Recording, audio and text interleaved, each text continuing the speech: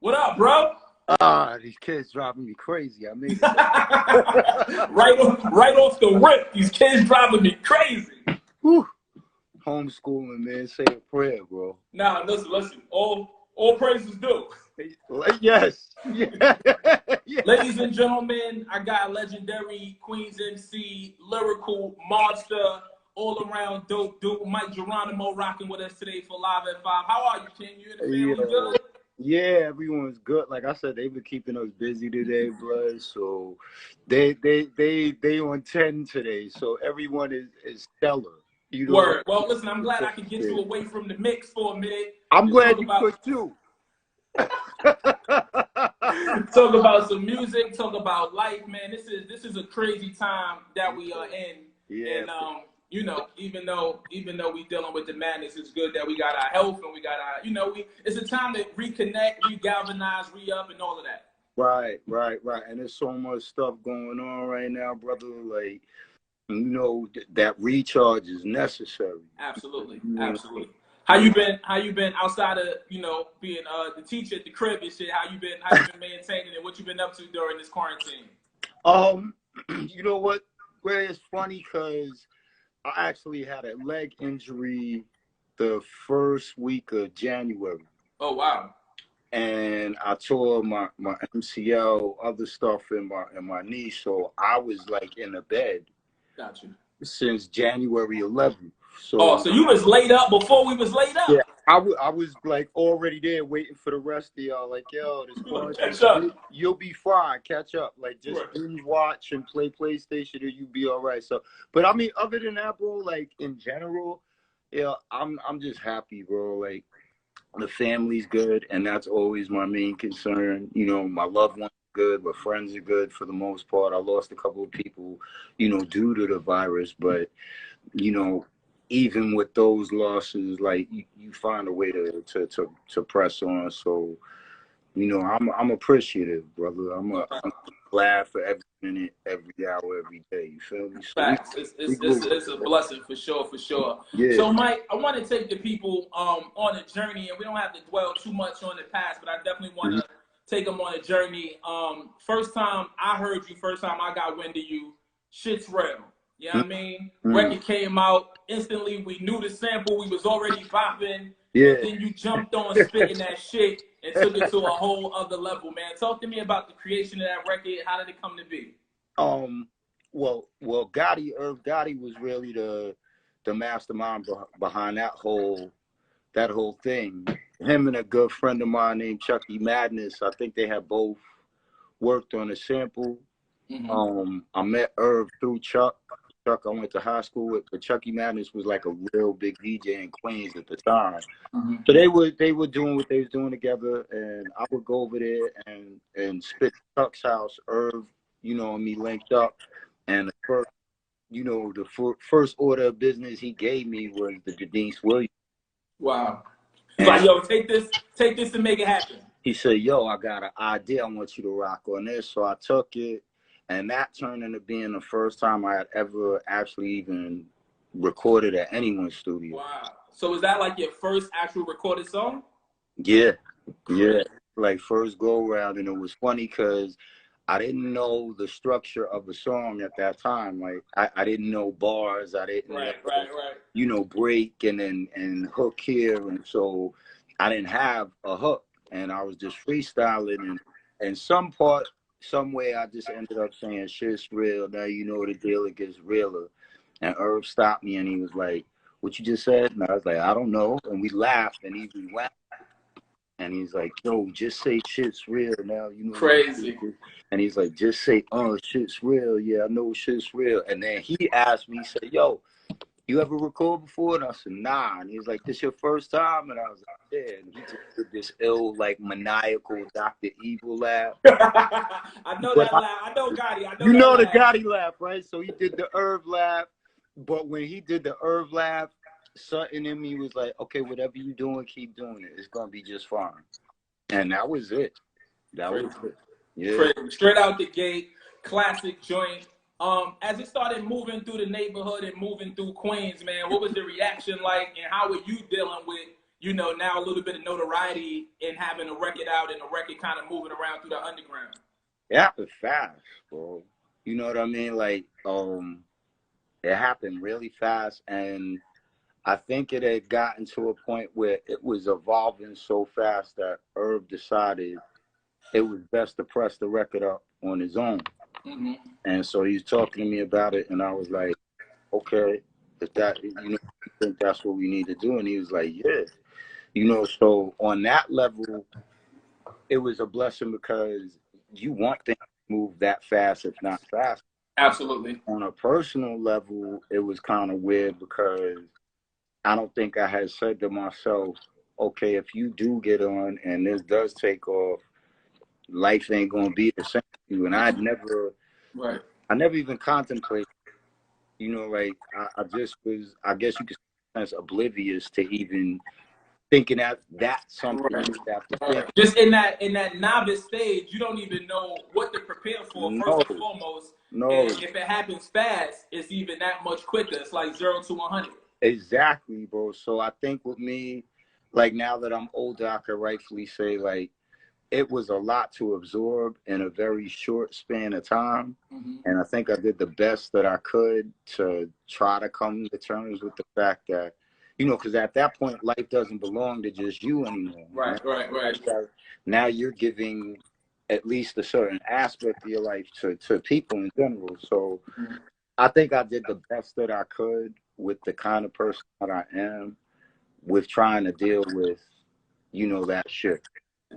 Were you a reserved person? Were you more introvert, more of a homebody, or did you like to run around and, you know, was that your vibe anyway? I'm like a weirdo, bro. Like, especially now in retrospect, because I'm like, it's weird because I would always want to go and journey and explore and meet new people and see new things. So me and the people I would hang out with, especially like, you know, because I would be with Large Professor all the time. Because shout out to Large Pro. Shout out to Large Pro, big bro. But that's like the first person I've been known in life, literally.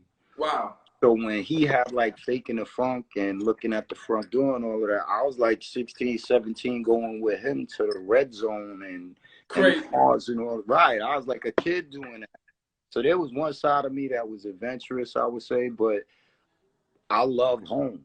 I love being at home. You know, like it doesn't take much with me as a person. Like I could stay at home, watch a movie, smoke blunts, play PlayStation, and I'm a happy kid. And you're good, and you're chilling. Right. And I think now more so, I would say, yeah, I'm probably more of an introvert now than I would say back then. But it was kind of, I wanted to have my fun, but then I also wanted to have my privacy, and I didn't want to be surrounded by all these faces and all these names and trying to remember it all. And so it's a lot.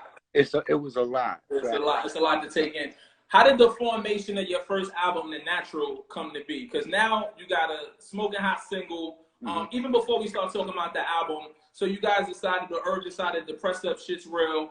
How did you end up with Blunt and TBT? It was weird because I think there were maybe 3 labels that I actually could recall that was involved. And I think the first people that said they were interested, I want to say was Wild Pit. Okay. I think it was Stu Fine. Right. It was Stu Fine.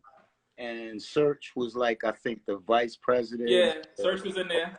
He had some position of power there. Right. And so he was talking to us a lot. And then I remember Loud coming. Wow.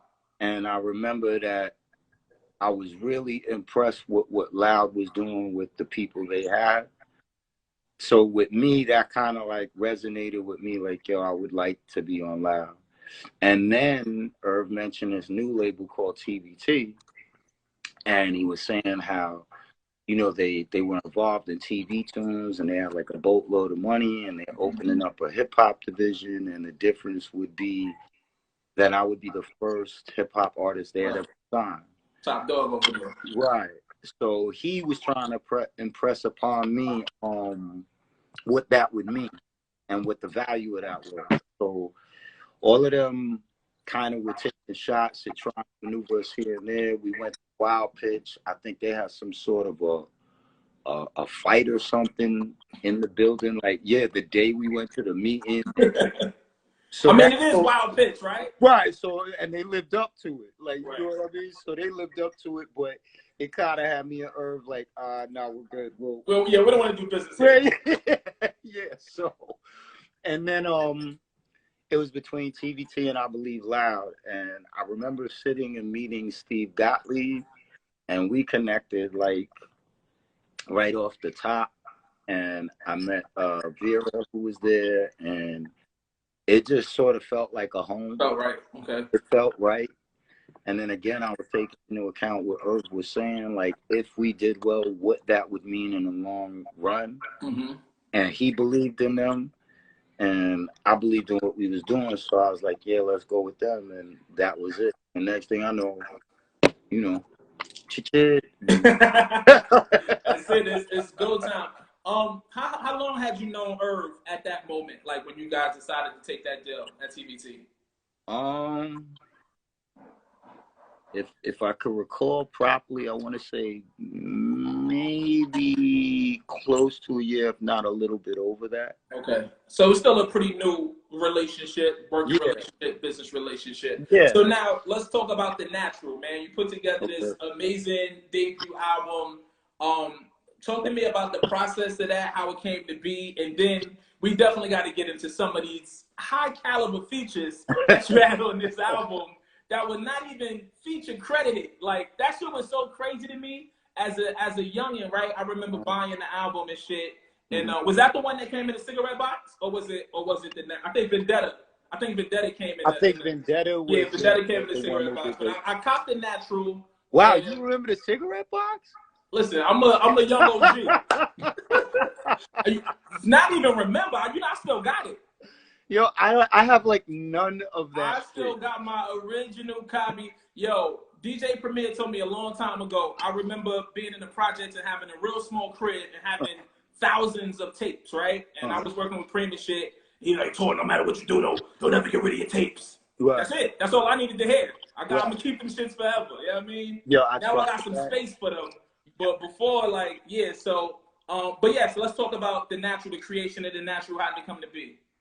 It's funny, bro, because like if you say creation in the sense of strategics and logistics and who placed what where and all, it wasn't that at all.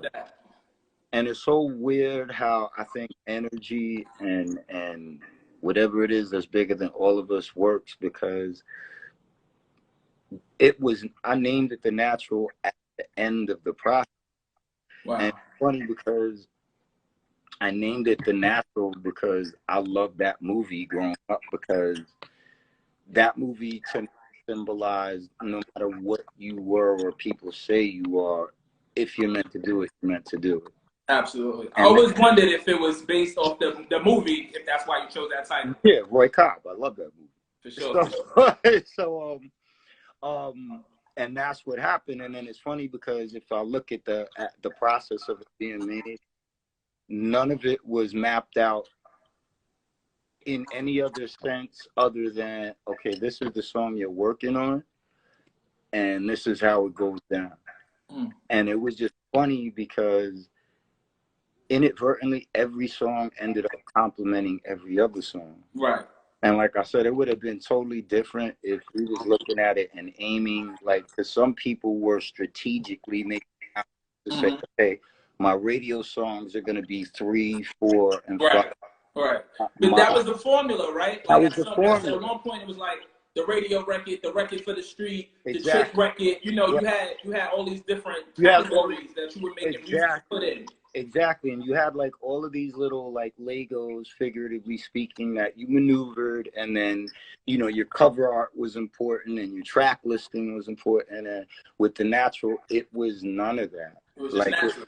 It was just organic, and it was just, I like making music. You like making music? Yeah, we all like making music. Yo, let's go make music together. Okay, what we gonna write about? I have no fucking idea, but it will come out high. Right. And it was just that, bro. It was just that galvanized the whole flow of it all. It's crazy to hear you say that because as I listen back, and I wanted to listen to the album before we chopped it up today. As you listen back, it is very cohesive and it does have a flow to it. So to hear that you say it, it just came to be. You know, again, that speaks to the power of a higher power. Just It's you know what I'm crazy, saying? Like bro. some of my OGs say, "Yo, God walked in the room that day." You know what I mean? So Real that's talk. definitely be. And I can't put it any other way, and it's wild because I've never paid attention to that. I think the people actually made me pay attention to how cohesive of an album it is when you Listen like to my it. wife. It's But airtight. yeah, my wife bugged me out one day. She's like, "Babe, I listened your whole album. You could listen to start to finish." And I'm just bugging because I'm like, "This is my wife." Like, Right. you know what I mean? So, but I didn't realize it. And then when I did listen to it not so long ago, it kind of put a smile on my face because I did start to realize why people dig it the way they do. You Yeah, understand? no, we love. I tell people all the time. I say just because you made a record in '92, don't make you a legend, and it don't mean it's a classic. That should just mean it's old. You know what I'm saying? Like, you know what I'm saying? But I can say that the natural is definitely, and I hate this word, but it's an underrated hip hop classic. So the album comes out. You're moving around. Now we got records out. We got videos out. Your life changes. Your peers, right? Who are some of your peers in this time and place and space? Some of the dopest MCs. I mean, obviously coming from New York, you're in the same clubs, you're doing the same venues, you're seeing each other. Who are some of your peers? Who you running around with? Who you getting cool with, close to at this time? The first person that comes to mind outside of the friends that I knew that I grew up with, it would probably be OC. Shout out to O. Yeah, shout out to That's OC. big bro. I got to text O. That's big bro. Word up. Certain. So, and me and O, the minute we met, we was like peas in a pod. Right. And so me and O had a good link. Guru really he really made me feel like, yo, I know all of this shit is new to you, and I know sometimes it may even be strange, but yo, don't worry. Pop the same way because I think Pop saw that too with me, but Pop would just be a little more, gutter with it, like nigga, what you worried about, man? Like, what? You don't need no pen. Just do what I'm doing. Just go in there and just get to it. Oh yeah, just he throw his arm around me and be like, yo, we going to have fun. And him and Bad Boy, like all of them, Harv and D-Dot and Nassim Myrick and just all the Hitman, Puff, like Tinker. Shout out to Tinker. Shout out to Tinker. It was such a crazy time, man. I almost see you reliving it as you recollect it. Yeah. But I don't know if anybody ever realizes in the moment like what they're a part of. It takes separation. It takes some time, right? When you look back at those times and all the legends that came out of that era and all the amazing music that came out of that era and people that no longer here from that time, it's like you were really a part of a very magical time in music. Yeah, bro. And it's funny because sometimes you don't, like, my brother says it best. My brother will be like, yo, Mike, I don't even be talking to people about this shit. He's like, you know why? Because they would never believe it. Right. The shit that I'm sure that you lived through, the stories, the times, you know what I mean? Like, just it was a different type of vibe. So how did the natural fare commercially? Was TBT excited? Were they happy about it? Were you happy with the deal that you guys ended up taking? I mean, yeah, like I was very. I think TBT did their best to make me feel as okay as I could feel, and and I think it would just permeate the room that all of this shit was strange to me. And I think everybody knew that the only part I was comfortable with was actually going and making the music. Making music. Right. So they would do whatever they could to make me feel good. In terms of, I remember the week, funny. I remember the first week sales came back and I was like really depressed and I started tearing, and they had to calm me down because they were like, yo, Mike, you sold 70,000 units in 1 week. That's not bad. And I was like, feeling like I let them down because yo, but I didn't sell 100,000. I didn't do this. Irv was calming me down, and he's like, "Yo, it ain't the end of the world, man. Like this is your first ride. You did a good start. You just gotta keep going now. That's all." So I think that was perfectly for me. Like I had to make myself understand, like there's gonna be a lot of moments where things may happen, and to you it might not feel right, but it doesn't mean that you don't keep going at what you're going. Absolutely. And then it ended up turning out okay. So I mean, for indie label, again, in retrospect, sometimes you gotta look back, and hindsight is always 2020. Indie label, first go round, they first foray into rap, and you sell 70,000 first week. It's crazy. That's not bad at all. It's crazy, that's not bad at all. And honestly, put the analogy I would use to that is, imagine you were in a war and you put a brand new sergeant and a bunch of brand new soldiers on the front line, and you told them to go and get a goal accomplished. You'd be happy if just 3 of those people made it. They made it back with all their limbs and shit, right? You know what I mean? So once I did get a hold of myself, and I was like, okay, and I had to tell myself that too, all the things you just pointed out. I had to remind myself, look, they're brand new at what they're doing. You're brand new at what you're doing. And a lot of this is a learning experience as you go. Right, for both parties. For both parties.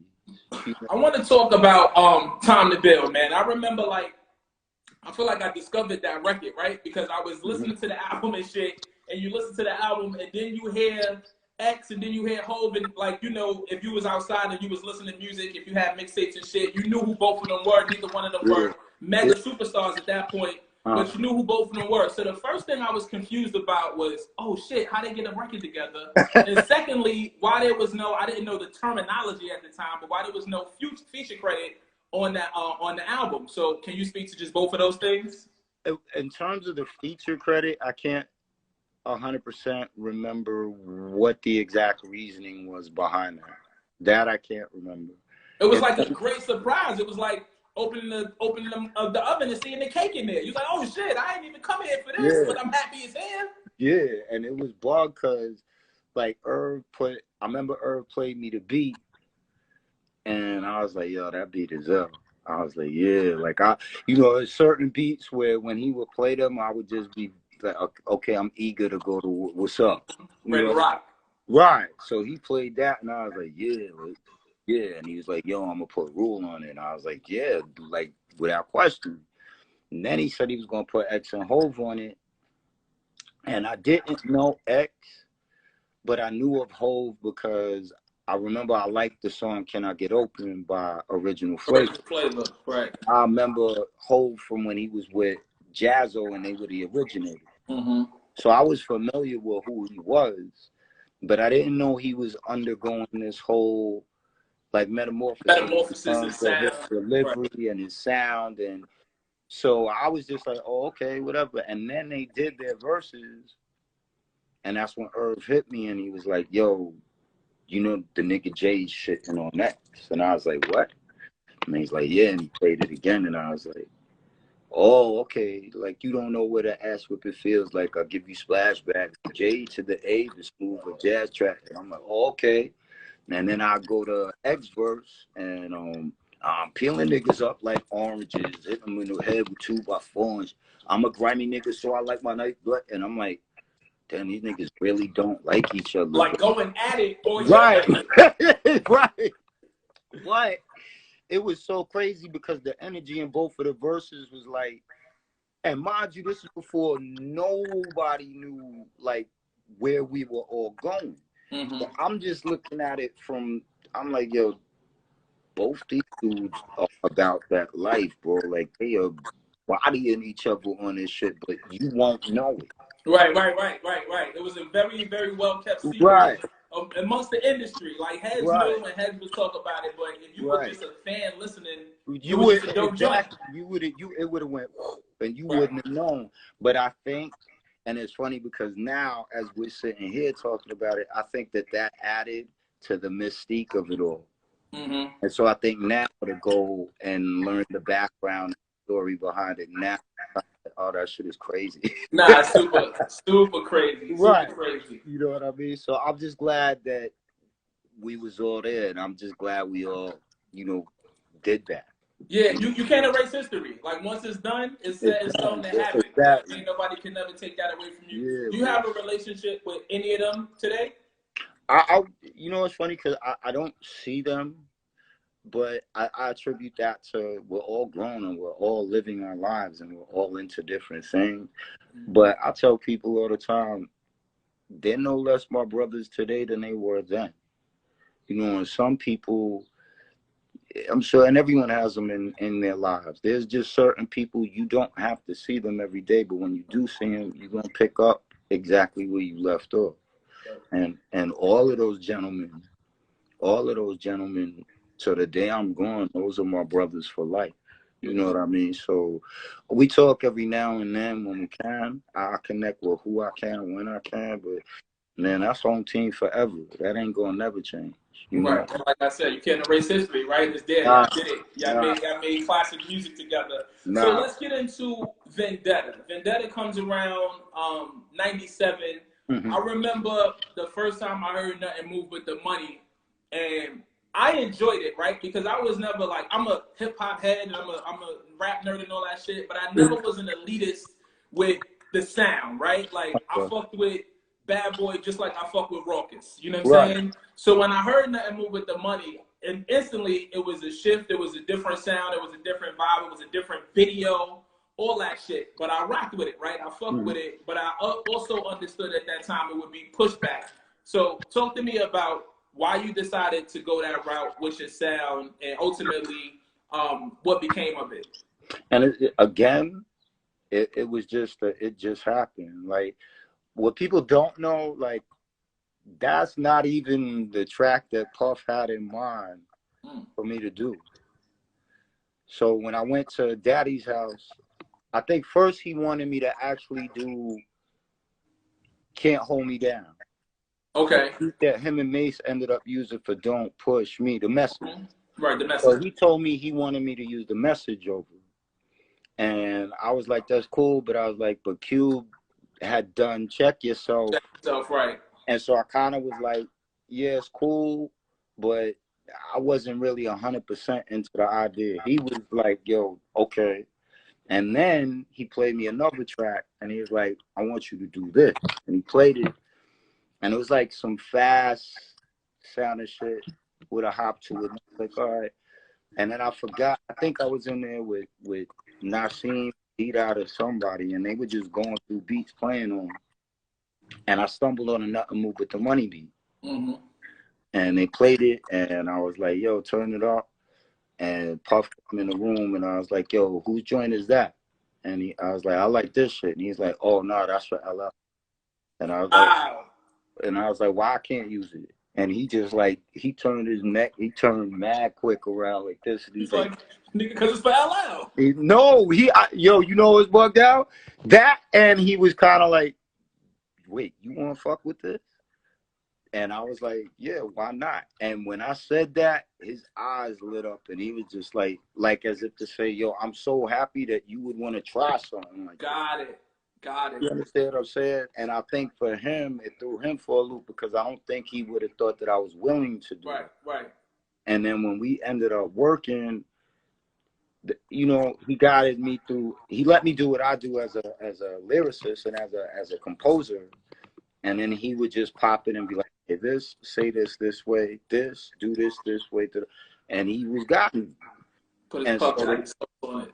Right. So to me, bro, I didn't. And through this whole thing of doing it, I wasn't looking at it and analyzing. Is this going to be an affront to my fan base? Is this going to be viewed as a drastic shift from what I normally do? Is this going to do this? I wasn't thinking any of that. I was just, yo, I like this beat and I want to try something different, and I got a feeling I could do it. And then I did it, and I didn't really notice the backlash until I would say a couple of weeks after it started playing more. And then I started getting the backlash. But even then, it didn't really bother me because I was like, okay, what you don't get from this, I'll make sure I give y'all in the album. Right. You know, so it is what it is. In hindsight, I think the whole experience taught me that, you know, your fans want to grow at a pace with you. Mm-hmm. And sometimes there's a side of me now that I look back and I say, well, maybe I was selfish in the sense of I didn't take them into total account before I decided to just have this creative idea and go and try it.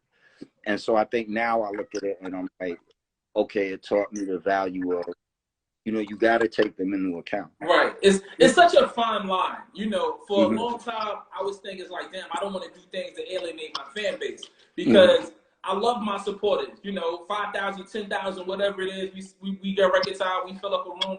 We can tour. We live life, right? We feed our families off this shit, right? And I never wanted to alienate the fan base, but at the same time, as a creative, you don't ever want to be in a box. You know, you don't ever want to be a prisoner to this place. Like, where the people meet you at, they try to keep you at. They try to keep you at. Yeah, and you know, just me as, you know, I'm like a Renaissance man. I fucking rap. I play music, I do radio, TV, whatever, right? And sometimes the people don't want you to do anything but what they want you to do. And you know, it's just like it's such a hard conversation. It's such a hard thing to figure out and process how to do it the exact right way. That right, where you could please yourself and them at the same. It's funny though, bro, because like I said, like you said, when you get to sit and really get a chance to look back at things, I think it's because like we take for granted what we're fortunate enough to do, and what I mean by saying that is, think about this, bro. Like when people think about the best times in their life, bro, there's a soundtrack that goes with that. Absolutely. You understand what I'm saying? And it's no different from us as individuals looking back at those monumental moments in our lives and those songs that went with them. And so I think that people, they sometimes will look at us like, okay, well, y'all never changed. And when I need to find that place where I didn't want things to change, or I want to go back to what that good feeling, that good day, that good time was, I know I have you in this box right here. Absolutely. And that don't change. And I think that sometimes people forget that we want to evolve too. Absolutely. And we want to be able, like you said, we don't want to be birds in a cage. You know, and it is a very difficult balance at times to say, okay, well, am I allowed to grow now, y'all? And if I do grow, will y'all be grow with me? Yeah. Exactly. You know, anything that doesn't evolve and grow is dead. You know, and that's the way you got to look at it as a creative. So I think I got about probably less than 10 minutes left on this live. Let me tap the time. Yeah, I got about 7 minutes. So I do, if you got time, I would love to re-up with you just to finish up the convo and shit. But I want to let's see how much we get through in this next 6 minutes. So something that was really surprising to me was to see you on reality TV. I don't know if you were the first rapper to do it. I don't know if it was Heather B. But I remember, what was it, Love and Sex in the 90s or some shit like that? 90s, yeah. And I stumbled upon that shit. Like, I remember just being bored in the crib one day and flicking through, and I saw your face, and I was like, oh shit, Mike Geronimo. Who I don't think I even said this. One of my favorite MCs. If you're a Torae fan as a rapper, then you have to thank Mike Geronimo because he's somebody I studied. Yo, I remember one time, jumping off topic. Yo, one time I was in like a cypher in my hood or in my school, and they was beatboxing or playing the music, whatever, and I was rhyming, I was freeing. And I said, fuck it. I'm from Coney Island. I said, I'm so high, you so high. That's Master IC, but I Master CI. The whole shit went crazy. Yo, that shit, I can't believe, you fucking me up. You said that, bro? Yo, that shit took my notoriety to a whole other place after that. Like, the whole cipher cleared out after that shit. So thank you. Now talk to me about how you ended up in this reality show with your girl. I remember like she was trying to move you to Brooklyn and you was trying to be a rapper in a relationship. And I was like, I don't envy this shit at all right here. Shout out to Milky, but again, Ray, honestly, bro, a lot of things just happened, and this was another circumstance that, or rather, another event where my publicist, Wanda Snell, shout out to Wanda Snell, I love you. She like another mom to me. She apparently had been talking to MTV, I think about something totally different. Totally different. And I think in conversation, the show had came up, and she somehow ended up with the producers who I remember, I think they were Bill and Jocelyn. They were the producers. And they asked her if Milky and I, my girlfriend at the time, would be able to come for an audition. Mm-hmm. And so we went, and the funny part about it is we were having an argument on the way to the audition.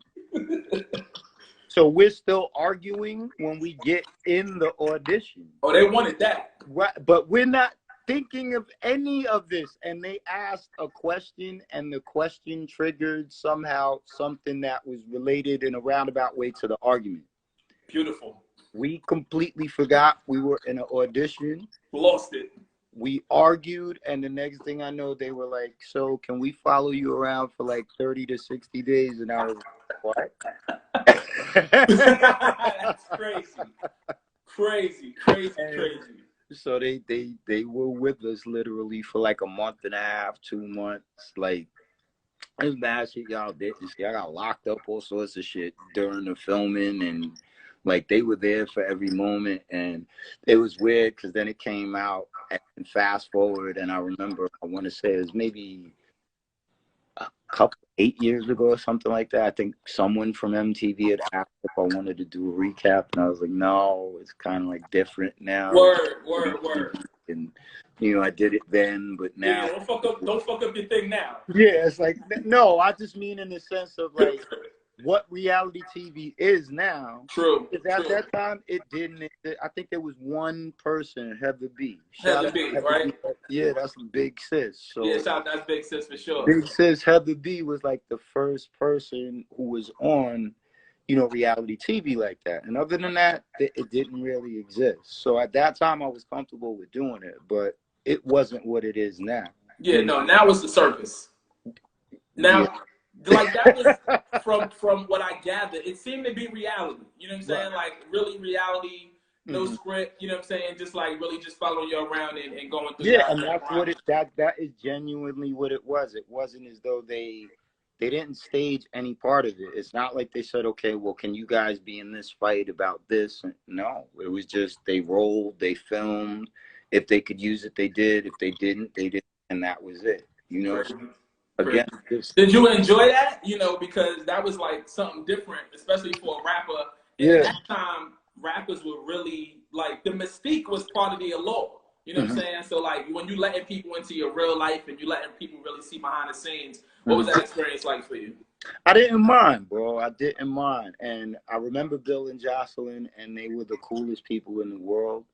They like became good friends like with us, and so I didn't at all mind sharing what was going on. To me, it wasn't that glamorous to me. It's like, all right, I got up. I know a bunch of niggas that live down my block. They usually come over here about 12. You want them rolling weed up, you could. We'll go over to Large Crib. He lives right next door. Milk would come home, you know, and then it would be the regular conversations we have. And I was okay with that, bro. I was just fine with that. I had no, and again, I wasn't thinking like, oh, okay, X amount of thousands of people are going to watch this. I didn't look at it that way. I was like, yo, if you want to see what I do, fuck it. Come on. There you go. Welcome to my world. Yo, when you know, as we come back and I'm playing music, man, when you hear some of these joints, tell me about some of the memories that come back to mind. Like this Street Life joint, for example, with Monifa. How'd that record come about? Me and Mo was cool. Like, it's funny because you playing it and I could see Mo smiling and us talking while she recorded this stuff. So it was it. Yo, what a smile. Like, yeah, Mo's people. You know what I mean? Like, so she was happy. I remember she was happy like when we did the playback and she heard her vocals and she looked at me and she smiled. I hugged her. I was like, so happy I got to do a song with Monifa. You know, at that time she was like, and even still to this day, like for me to be able to sit back and say, well, okay, I have a record with Monifa and this one and that one. It all adds to its goal. It was good times, good memories, man, good memories. Absolutely. Do you ever feel or look back and say, because one thing I think about a lot of my favorite MCs and just a Mm-hmm. lot of just in that time, right? It was new, like nobody or maybe very few people foresee hip hop growing into this multi-billion-dollar business, right? You was Mm-hmm. having fun, you was doing what came natural. Mm-hmm. Do you look back on some of the moves that you made business-wise, and have any regret, second thoughts, or maybe, damn, I wish I would have did it X, Y, Z? I told someone the other day, somebody that I told one of my younger people, I said, I think he asked me, he said, yo, do you have any regrets? And I said, no. You know, like if I look at everything in a holistic sense, no. Mm-hmm. Because it's not doom and gloom. You know Right. what I mean? When I look at it, did I learn from things? Absolutely. Are there things I wish I would have done differently? We all have that. Right. You know, but I think one of the things that I can concretely say, I think everything was happening so fast, so soon, so big.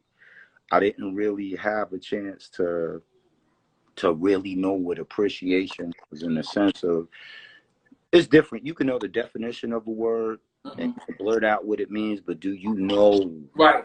that? You understand, or do you Do you understand it? exactly Right, right. know that? And I said, I said, once I started to discover a sense of appreciation, not just for me and what I do and what it gives you and all that shit, but I said once I started to appreciate everything, I mean like All everything, of it. Right. I said that really opened my eyes a lot to to how I viewed life, Mm-hmm. and how I made the choices I made, and who I spent my energy with and exchanged it with. And I said, so if I could do anything, it would probably be to develop a sense of true appreciation quicker. For sure.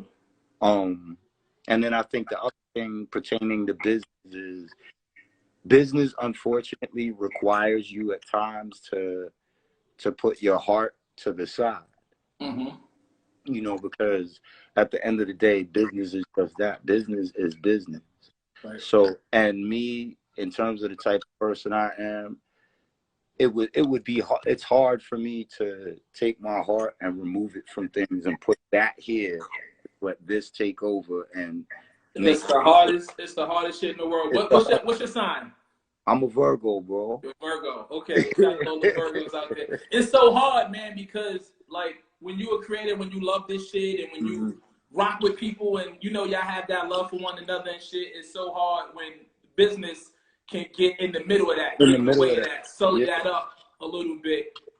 Talk to me about your relationship with Irv. You know, when you guys like decided to part ways, how did that go, and you know what was that whole process like?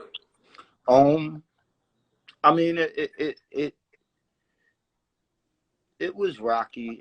I guess you could say to an extent, because, like I said, if I play everything back now, I understand where his disappointment came from, Mm-hmm. but I also felt that I wasn't understood on his side. Gotcha. And so, but I think regardless to what we did or didn't see eye to eye with, I think we still had we definitely had mutual respect for each other. We definitely had a mutual respect for what together we do. Mm-hmm. Um, and I know on my side of the fence, I just looked at everyone else that was involved, and I was like, all right, we kind of are the equivalent of the engine of the train that has cars. Right. So this car has to make it to to the destination. And if this car makes it there, then every other car behind it is going to follow. Right. So I think that was the glue, and the relationships with the people we have surrounding us, that no matter what, for lack of a better word, friction may have been, Mm-hmm. um, we kept it, we still knew that there was a bigger thing involved. You understand what I'm saying? Right. And so we didn't like I could never see myself doing it and him not having heart at all Right. with anything I was Right. doing. Right. And I think from his perspective, I think he looked at it as, oh, okay, well, yeah, I'm gonna do this and this, but you know, I'm really disappointed. I'm really disappointed. You know, Where do you think his disappointment came from? Was it like work ethic? Was it sales? Was it notoriety? Was it mass appeal? no, What do he you was think? disappointed. He was just disappointed that I didn't sign an agreement with him, and And he was that wanted. the Murder Inc. deal? Was that an No, opportunity for that? this was way before the ink. Like Irv had initially wanted me to sign to a production deal, Got you. and the way that my management had described everything to me at the time is like, you know, you can do that, but then you're never going to accurately know if you're getting everything you're entitled to because it's going third party. Right. Right. I'm a third party. And I'm young. I'm 18. I've never done this shit before in my life. I'm not even really thinking about the dollars and cents aspect of it. I could give less than a rat's ass about that at the time. I was just like, wow, I can't believe all this shit is working out. And so that was how it was described to me. And Irv had started to go increasingly frustrated, I think, with people giving me information and telling me, use this information to make your decision. Right. Because this is your life. And I think he got upset with the fact that, you know, people weren't keeping that information from me.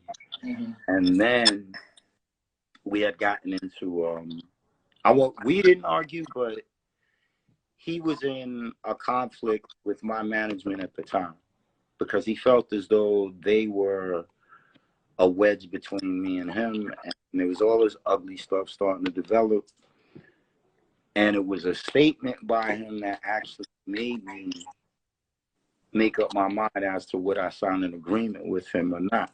Mm. You know, and he had said something that it caused me a great deal of pause, and it made me say to myself, well, if you have respect for somebody, if you working as a team, and if you see things eye to eye, how is that what you're motivated to tell the person you respect? Right. And it was kind of something that when he said it, is as much as I tried to make myself overlook at it and look at it in a different light, I couldn't. You know, and then I was just like, if this is what's being said now, well, what's going to be said when you're at 2 million?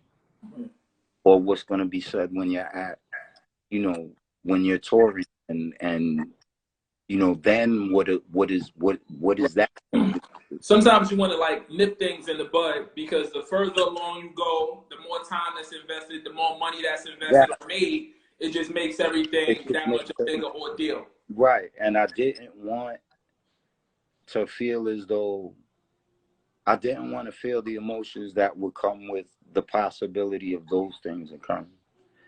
And so I think when he said what he said, I don't even think that he fully understood the impact it had on me. Right. But it was insulting, and it was What disrespectful. was it, if you don't mind? What did he say I mean, exactly? that, I don't really like that. And you, my bro, you blood. You feel me? All Like, good. All good. there's nothing in this world I wouldn't tell you, bro. But it's not like on. I don't want to say, but it was just enough that where once he said it, I was kind of like, okay, Got you it. feel me? And but still, even with me saying, oh, okay, it wasn't me saying, all right, but I don't fuck with you or this team. Mm-hmm. It's just I heard what you just said. I won't forget that. I'm still fucking with this squad and this move and what we doing, but you can't erase what you can't erase. Right.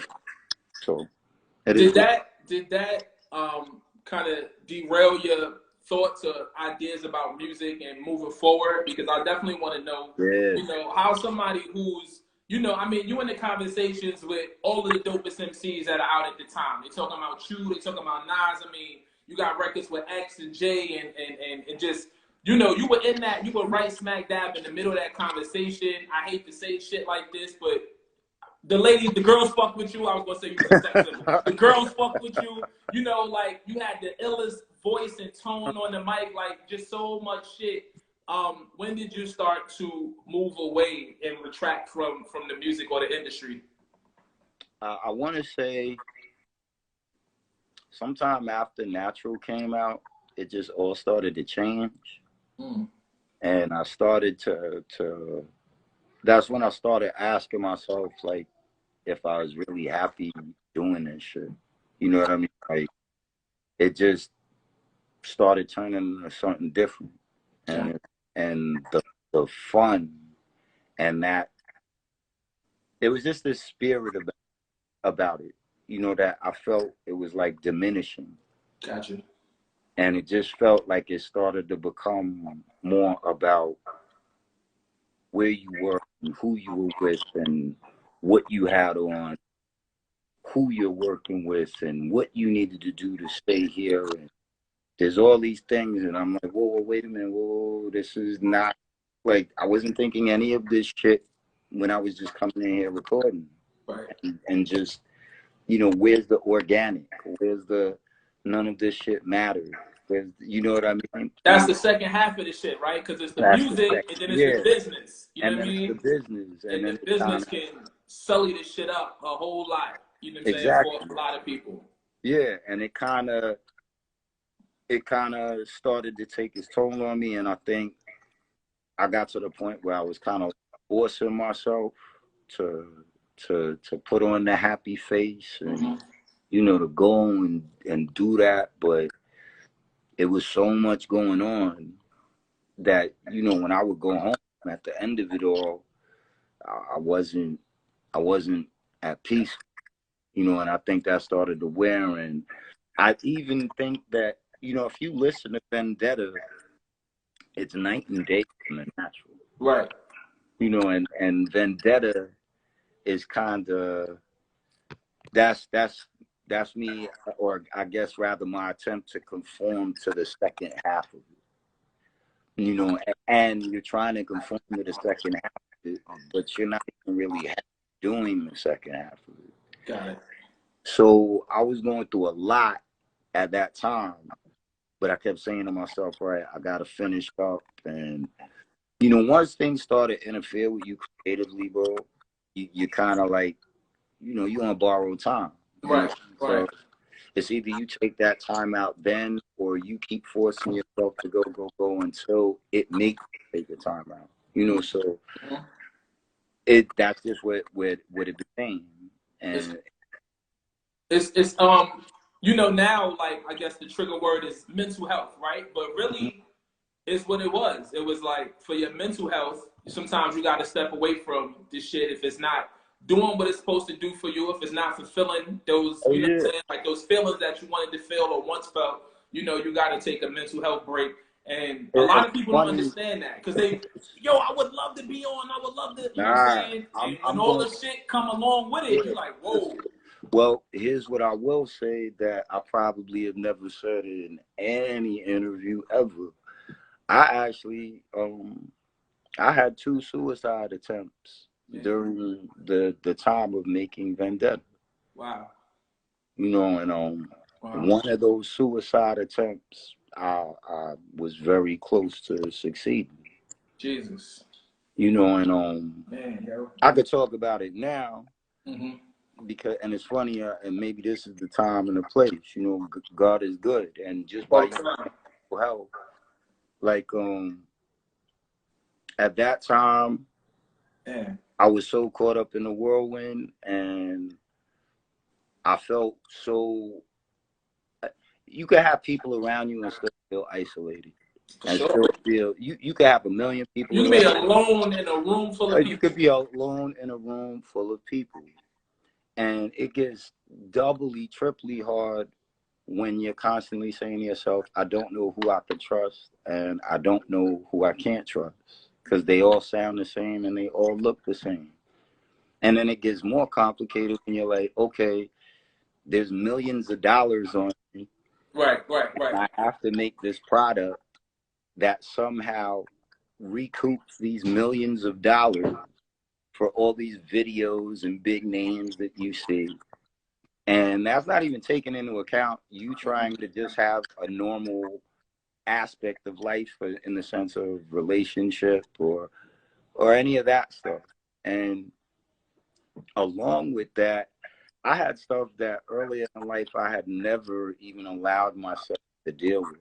You know, like I lost my mom, my aunt, my uncle, and one of my best friends all in the same year when I left. Wow. And I like never, Right. you know, I never Dealt with it, right? Just I dealing never with the dealt shit. with it. I kind of just pushed it here.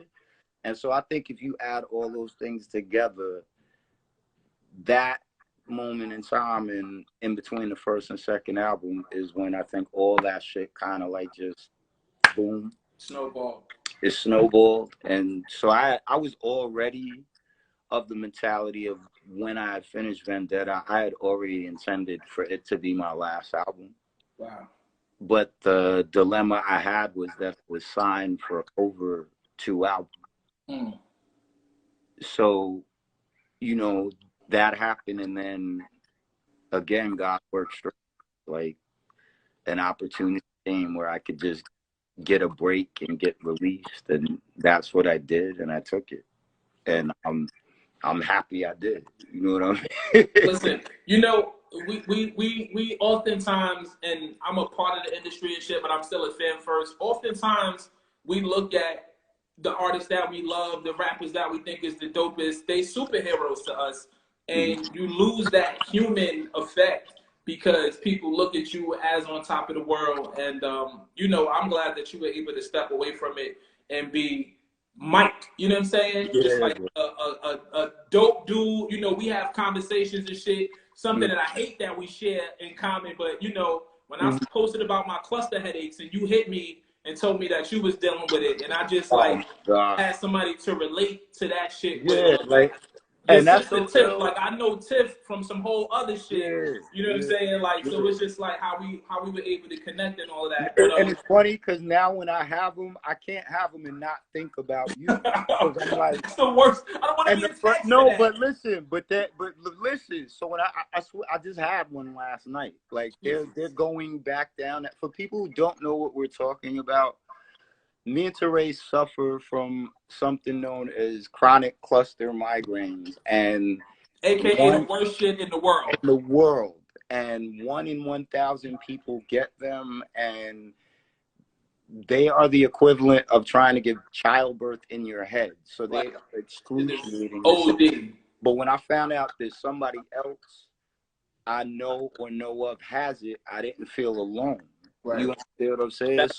That part. So now when I have them, I'm like, damn, I hope Torae's all right now, because I hope he's not going through his right now like I am, you know, but that's what we're talking about now. But back to that feeling, like, yo, bro, if I haven't learned anything, bro, it's just, you just got to be thankful that you're here. For sure. And you may be given the world, but as long as you have some sort of way to keep yourself with all 10 toes on the floor, it'll all be all right. You feel what I'm saying? So even with that, stepping away from things and being granted the opportunity to see the amusement park outside in, I feel so much better now, because in terms of me working now and the music I'm working on to present to you guys down the road, I'm free and clear of all of that other jazz, and it allows you to get back to the organic. Fire. And I think it makes just for a better creative process when there's no pressure around it. Like, people ask me every fucking day I get on live, when your next album coming? And I'm like, yo, it's coming when it comes. I'm not on nobody's clock. I'm not financially obligated to put out music to survive. Right. I'm not contractually bound to deliver an album to anybody. That shit gonna come when I wake up at 2 o'clock in the morning and I got 8 bars, and it's gonna flow just like that. So I don't plan this shit. And just to kind of double back to something that you said that I had to learn how to move past too, is the responsibility that you feel to everybody else. You know what I'm saying? Like, one of the reasons why I wanted to be successful, like, I love rap, I love music. I love the culture, and so I became a part of it. But once I got in it, and I was like, well, damn, this is a way to make money and all that shit. I felt a responsibility to so many people. Yeah. My aunt gets sick. Damn, I wish I could pay for the funeral. Yeah. You know what I'm saying? Like, my brother need a doctor. Damn, I wish I could fly to LA to the best doctors. I started to take on everybody else's shit. That's right. You know what I'm saying? And make myself feel obligated to do everything for everybody. And I got a friend who's really successful. And the signature on her email is, I can't be everything to everybody. And that shit resonates with me. Yo, I gotta take care of home base. You know what? I think, bro, that's just part of a nigga's nature, bro. You know what I mean? I don't know about you, but I know with me, like when I got on, I was just more, like people ask me what would make me happy. And I will always tell people what made me the happiest is being able to make other people happy. Right. You understand what I'm saying? So if I could have my aunt's yard paved, you know, she wanted her yard paved. So, okay, boom, it made me happy seeing her face. If I could help my brother, that made me happy. If I could take all the niggas from my block out and don't worry about that, I got you. We good. Come on, just get in the car. We all right. That would make me happy. Right. Same here. I'm a pleaser. I'm a pleaser, man. Exactly. You know what I mean? And I say that as to say, like, you just assume that put a cape on shit. You just assume that role because you feel like, okay, I have the tools to do it, so now I can. Right. You understand what I'm saying? But what we didn't see is, it's niggas don't think like that, nigga. It's niggas that get that and they like, all right, good, now I'm on. Right, now I'm good. I'm straight. Now I'm straight. Right. You understand what I'm saying? Now I'm doing it so that this stays. And to each his own. You understand what I'm saying? To each his own. So you can't knock yourself for the simple fact that you decided to say, yo, if I had the means to do it this way, I would do it this way. That's who you are. That's what you are. That's never going to change. Thank God. You feel me? And I look at it the same way. I look at it the same way. But you are right in the sense of, you ain't put here to be Atlas. That's facts. You're not supposed to be Atlas. That's facts. You're supposed to be Torae. That's it. That's who I'm here. That's all I could be. That's all I could be. So when can we expect this new music that you cooking up, man? Talk to me. I'm happy now because one of the songs that I did, Breaks Over, actually got added in rotation on Sirius XM. Shout out to Shade 45, Lord Sam. Shout out to Rock the Bells, LL, Roxanne, Covianum. So the first song, I work over there, so I'm not joining into your shout outs. Fuck all of them. Now let me stop. Shout out. No. Mills. Shout out, Ron Mills. Where are you, Ron Mills? Let me Queens. No, my guy Ron Mills. I love Ron, man. Ron did something to me earlier. Yeah, for certain. Man, I never forget. I'm gonna send you the joint though. I need it. I'm mad that I don't have it right now. Yo, we just, and again, bro, everything happens when it does. I didn't even intend to let the music out. Somebody asked me, it was like, yo, what are you doing with that song? They was just surprised that I had a catalog, and I was like, nigga, just because you don't see me at the shooting range don't mean I don't want to fire. Right. I mean, I ain't bucking. Right. Like, I still buck. You know, I just choose how and when. So I'm like, I've been recording, and they heard the record, and they was like, yo, you bugged out for sitting on this. And I gave them the song, and next thing I know, it is what it is. Oh, it did what it did. Yeah. So I think the whole project you'll probably be getting, I want to say September, October. So in that time. But does it sound like that time? Like when we start pulling out the good jackets and the hoodies, and do it feel like that? What it feel like? I'm not even gonna say a word. I'm gonna just send you the first song, bro. Say it less. Looking forward to it. I'm gonna just send you that one. My brother, thank you so much, man, for the conversation. Thank you. I know that you are inspiration to a bunch of people when you made music and when you put out music then and the music that you'll continue to put out. But I know that this particular conversation right here helps somebody. I know that for a fact. It helped me, and I know it helped somebody else, man. So thank you. Before I let you go, let me ask you, man. I remember seeing you in the Ain't No Nigga video. Yeah. Talk to me about that experience, man. Like, I mean, Big was there, Jay and Fox, and Yeah. where did Yeah. y'all shoot that shit at? First of all, We was in Miami. in my of course, We was in just my. out there in the yams, I mean, living. that whole because so we was in Miami. We was on South Bay. I had no idea that we were pretty much doing Scarface over. I had like no idea that that's what we were doing. All I remember is Irv being like, "Yo, come on, we going to Miami," and I was like, "What?" And he's like, "What? Going to Miami?" I was like, "Oh, okay, cool." So we get down there, and it was fun. It was fun because it wasn't at all like we was there to shoot a video. It's almost like we all decided to go to a big ass like family vacation, and Big was there, me, Fox, Irv, Dame, Bleak. So it was all of us, and the video part is like the cherry on top. It was so much funny shit that happened that trip that when I just when I just think back, I'll just start cracking up and laughing, But it was definitely like I thank God for that experience, bro. I'm glad I got that to look back on. Absolutely, man. A life full of experiences thus far, a whole lot more to live and lead, man. Thank you so much, Mike. I appreciate you, bro. Send me that record ASAP.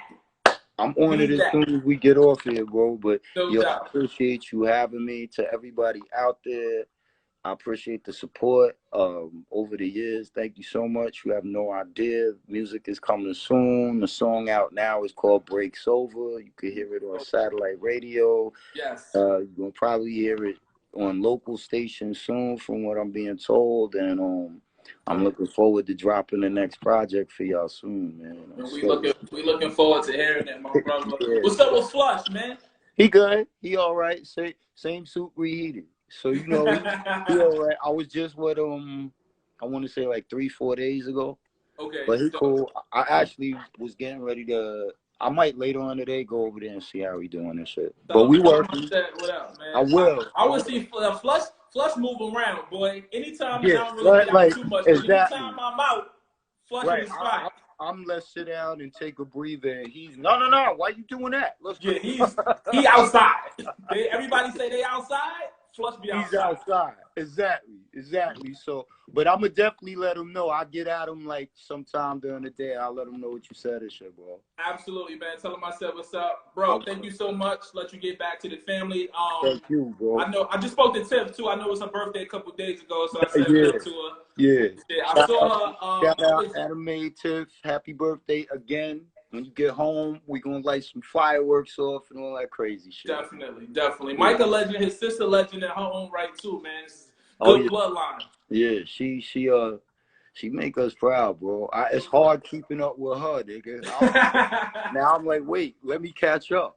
Yo, I was in LA working on some shit in February, and I'm in the studio and like we in there and shit, and I just looked down the hall and she was ahead of me, right? She was about to exit and shit, and I'm like, I know that's Tiff, but I didn't want to shout out Tiff and be wrong and shit, but I knew it was her, so I waited right till she got to the door where I could see the reflection and shit, and made sure it was her. She was in there doing a business deal with, I'm working with a big artist.